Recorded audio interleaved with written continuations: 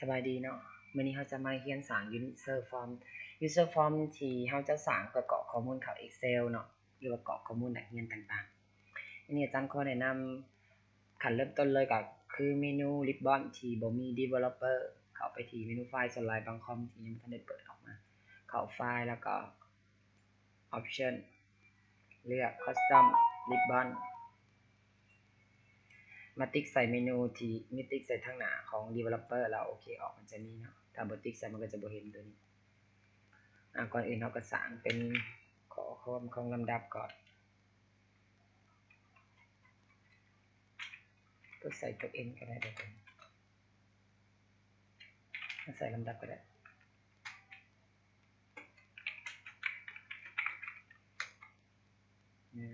ตัวนี้คือลืมเนาะ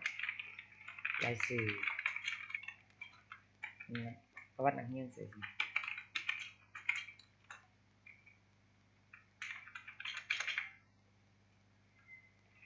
ชื่อนามสกุล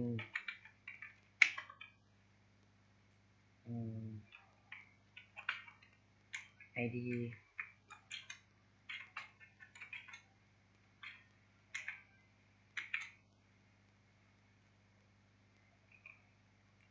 แล้วก็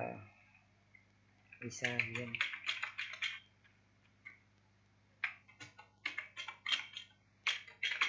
ตัวนี้ขอเปลี่ยนเป็นคำว่ารหัสนักเรียนวิชาเรียน245ก็วิชาเรียนแล้วก็ปีเริ่มเรียน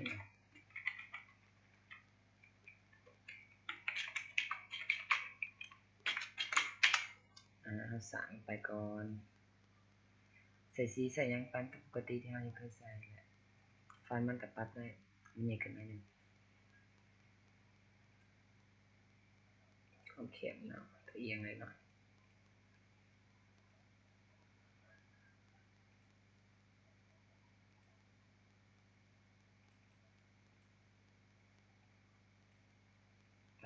ปรับแต่งอันนี้เขาปรับได้ตามใจเราธรรมดา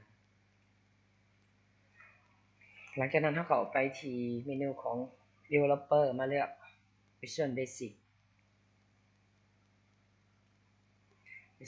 แล้วเข้าไป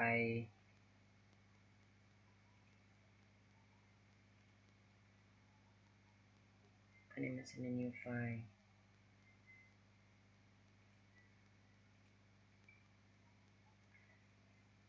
user form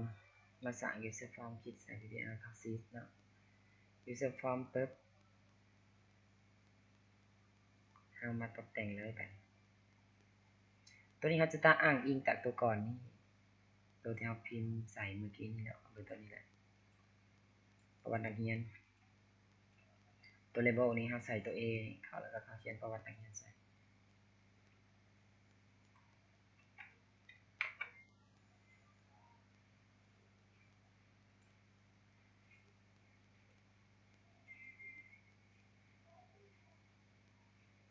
เปลี่ยนฟอนต์ก่อน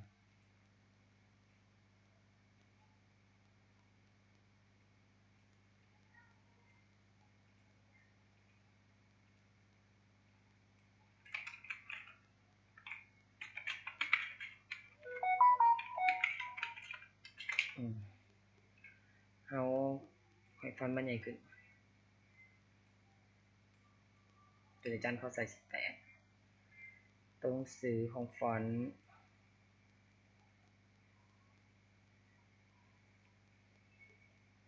ต้องได้ปรับสีตรงสื่อก่อน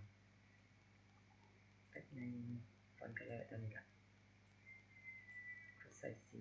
เขียวบ่เหมาะเอาเป็นสีบัวโอเคสีนี้อาจารย์หวานๆเนาะแววๆมาตัวต่อมาเขากรอบมา label ตัวนี้แล้วมาเปลี่ยนเป็นของที่เขาใส่เมื่อกี้นี่เป็นสื่อกรอบออกมาอีกนามสกุลเวลากรอบมาเขาเรียกเมาส์เบื้องขวาเนาะคือคมมันคมเมาส์เบื้องขวาแล้วมาดึงลงมันจะ copy ให้เลยสีนามสกุลรหัส รหัสนักเรียนถ้าบ่จื้อก็กลับไปเบิ่งได้บ่เป็นหยัง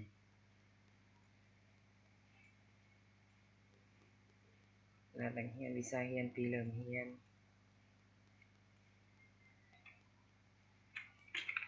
วิชาเรียน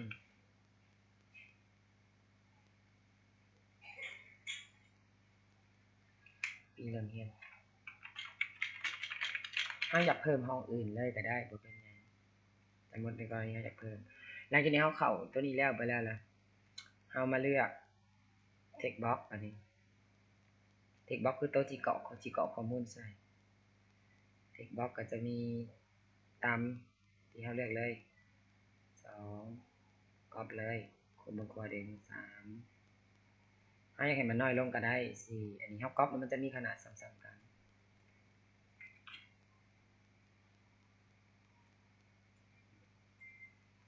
เรามาเปลี่ยนสื่ออยู่นี่ให้มันเป็นประวัติสูตรเราใส่ที่1ถ้าเราใส่สูตรเป็น text box 2 text box 1เราก็บ่จำเป็นต้องเปลี่ยนอันนี้อาจารย์ให้เป็น text box มีอยู่มี5 text box เนาะโอเคหลังจากได้ text box แล้วอันนี้เรามาเปลี่ยนตัว user form ก่อนอาจารย์ลืมเปลี่ยนแล้วนึงเปลี่ยนตัวนี้หมายความว่าเปลี่ยนหยังเปลี่ยนสีซื่อๆ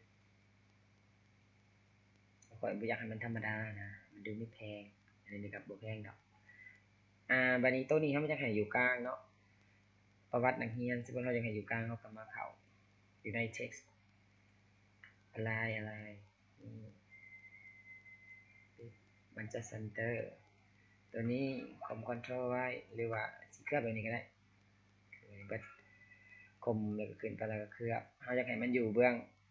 เป็นเลข3เลยใบเดียวเลยเป็นแบบมันติดๆกันแล้วบัดนี้เราเลือก command button เราเลือกเป็นปุ่มนั่นแหละปุ่มที่เราจะต้องใส่เพิ่มเป็น color เป็นสีอันนี้ black color สีของปุ่ม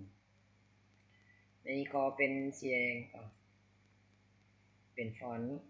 ต์คือเท่ามา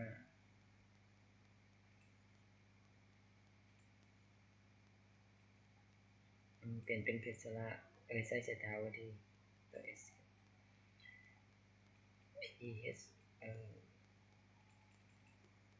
ตัวนี้นี่เป็นหน่อยนึงมาพิมพ์คำขอความสนิทก็ได้เพิ่ม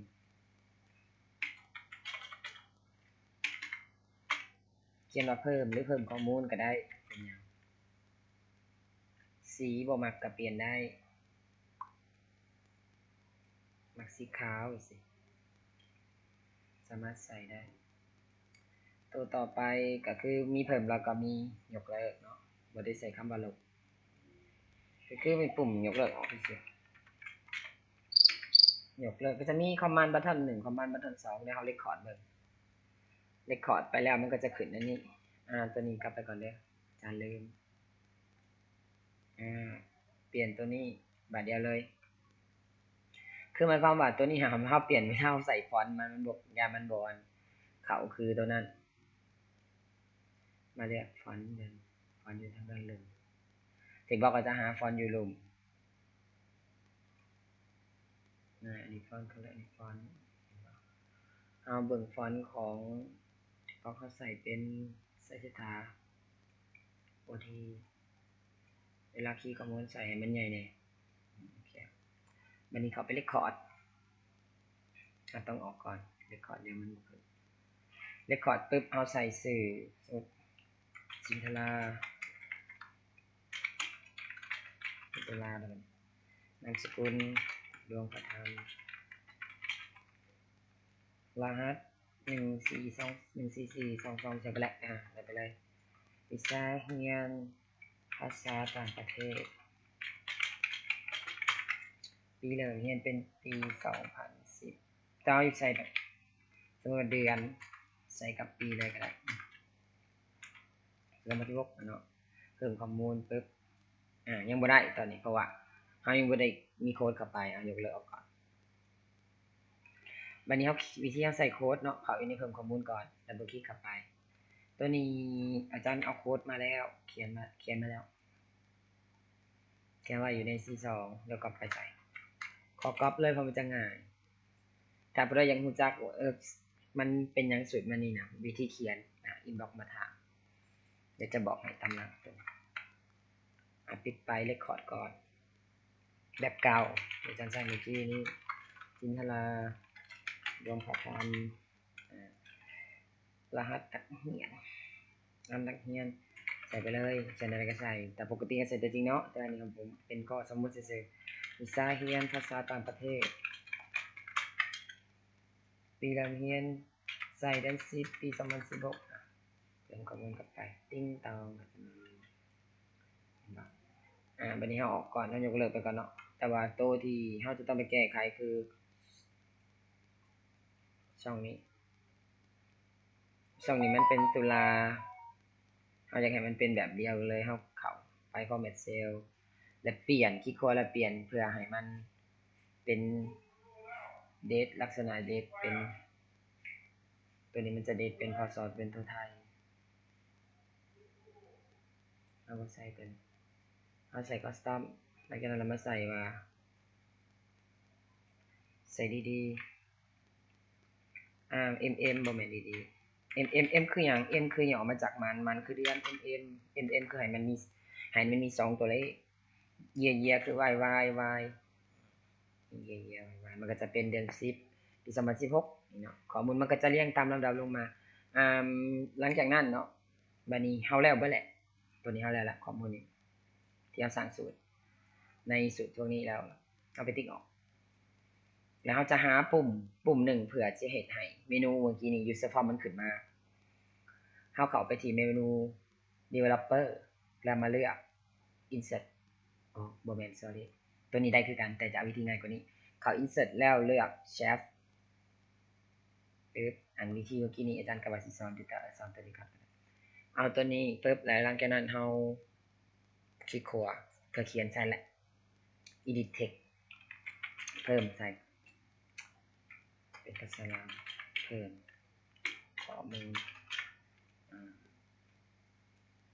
ป้องข้อมูลตัวนี้แล้วเฮามาเลือกจุดรวมมันเฮาเข้าโฮมแล้วจะแต่งให้มันเป็นเพจสลัดบ่หรือว่า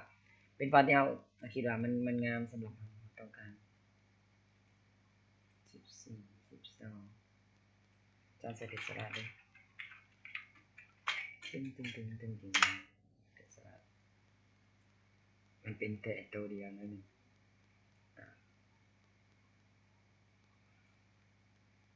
14เป็นเครื่องข้อมูลสันนี้ตัว format design เรื่องเขาสามารถปรับให้มันเป็นสีที่เราต้องการได้ center เขาสามารถเข้าให้มันอยู่ในกลุ่มกึ่งกลางได้เขาปรับคล้ายๆกับว่าเราเห็นเป็นพวกแชปกล่องเครื่องมือน่ะหลังจากเขาได้ปุ่มนี้มาแล้วให้เขาคลิกขวาเสร็จปุ่มมาเลือก add sync macro เนาะ add sync macro แล้วเขา new มันจะขึ้นมาเราจะเขียนใส่ในนี่ว่า user form 1คราวนี้ยึดเป็น user form 1เราเห็นเป็น form 1เท่านี้มึงตัวเธอพี่สังเกตตัวนี้เลย user form มันจะเป็น user form 1เราจะต้องกรอกข้อมูลให้มันถูกต้องบ่ให้ลืมสมมุติเราลืมเลข1ก็จะบ่ได้ user form 1 dot มันจะขึ้น dot คัน dot คือเราพิมพ์ถูกแล้วมันจะขึ้น dot สมมุติเราจำเม็ดปึ๊บขึ้นมาเลย dot อะไรจำเม็ดโอเค show ประมาณนี้เนาะถือว่าแล้วเลยไปเรคคอร์ดเรคคอร์ดมันจะขึ้นอยู่แล้วยกเลิกไปถือว่าสำเร็จไปแล้วบัดนี้ปุ่มเขาคลิกปุ๊บเห็นบ่มันจะเด้งขึ้นมาลองกรอกข้อมูลอีกครั้งหนึ่งมันจะขึ้นบ่คือว่านะสื่อสมจิตเขาแปลงฟอนต์เป็นภาษาลาวแหละสมจิตนามสกุลบ้านเบิ่งบ้านเบ่งสกุลเปลิดกันเนาะรหัสติ๊กตักรหัสไปเลยวิชาเรียนภาษาฝรั่ง